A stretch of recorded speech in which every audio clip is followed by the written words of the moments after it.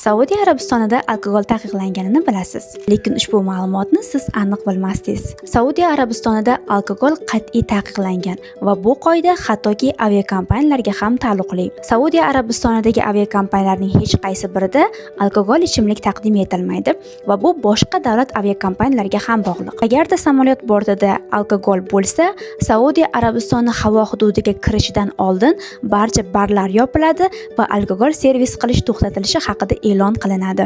Masalan, siz boshqa davlatdan Saudiya Arabistoniga umuman boshqa aviakompaniyada kelayotgan bo'lsangiz ham, siz o'sha samolyotga chiqishingiz bilan siz Saudiya Arabistoni hududida hisoblanasiz va kompaniyalar bu qoidaga qattiq amal qilishi shart.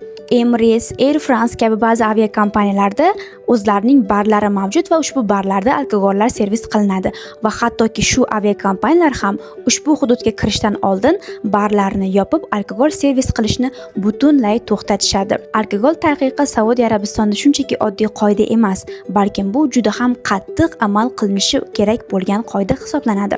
Siz nima deb o'ylaysiz, bu qanchalik to'g'ri va siz bu ma'lumot haqida bilarmidingiz? Izohlarda yozib qoldiring.